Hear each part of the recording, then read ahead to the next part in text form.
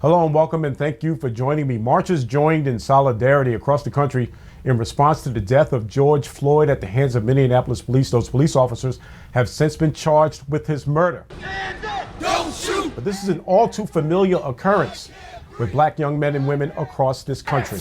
You see the crowd is not just black people here, it's a lot of different people here representing for us as well. So we're going to stick to this and we're going to make sure that this happens until they change. No justice! No peace! On Long Island, known widely as one of the most segregated suburbs in America, has joined the cry for justice and equality. Black lives matter! We cannot express how moved we are by just seeing the amount of different people that do not look like my husband out here doing this for us, doing this for the better of the world. After the killing of Michael Brown at the hands of former Ferguson, Missouri police officer Darren Wilson, the mayor of St. Louis was quoted as saying that this might someday be regarded as the turning point to improve relationships between the black community and law enforcement in the state of Missouri. That was August 9th, 2014. Well, since then, as we know, across the country, there's been some well-intended dialogue, but after the death of George Floyd at the hands of 4 Minneapolis police, we know there's still work to be done. The police commissioner in Suffolk County, Long Island, tells us that they are making significant strides in improving on the mistrust in that relationship between the minority community and law enforcement. No justice! No peace! No racists! No peace! The murder of George Floyd is loud and clear, and protesters want to be heard. We can't even walk on the street without being afraid of a police officer, and I'm talking to police officers. We are listening to the protesters. They are out peacefully making their voices heard, and my message really is, we hear you, and we're listening, and we want to continue the dialogue. That dialogue, according to Suffolk County Police Commissioner Geraldine Hart, is to ensure community partners that she will do her part to strengthen the community relationships. Long after the protests are finished, I want to make sure that we have those relationships in place where we can continue to talk. According to police and court records, minorities on Long Island were far more likely than whites to be arrested and put behind bars for crimes that are equal to stop and frisk charges. And community advocates say that some are still fearful of being arrested. In the past, I've actually experienced this actual type of treatment with the police myself. Keith Owens, creator of Chef Keith and Kids and KO Cares, is on a mission to help improve relationships between Suffolk County Police and his communities. And he says although there is a rise in fear, there's also signs of cohesion and improved dialogue.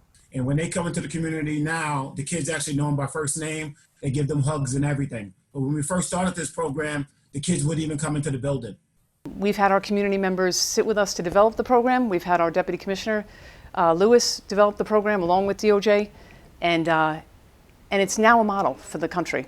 They've come back to us and said, can we use this model at other parts of the nation? And can you go around and train the trainer in different departments? So we're very proud of that. Commissioner Hart says constant communication with those between the ages of 15 and 25 is key.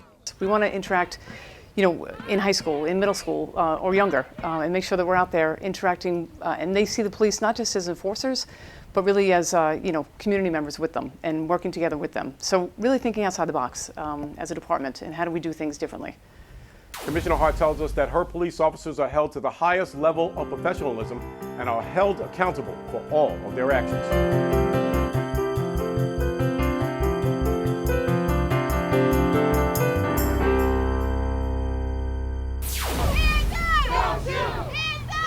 Roughly 50 people, mostly college and high school students, stood on the corner of William Floyd Parkway and Montauk Highway shouting for police reform.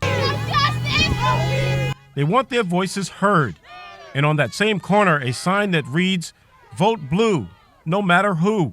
Vote blue, no matter who, means that we're voting for all Democrats. We want to remove all the Republicans, from our Congressman Zeldin and Peter King, all the way up to the president. Lisa Igisabo is a community activist that says the COVID-19 pandemic is slowing down the growth of voter registration.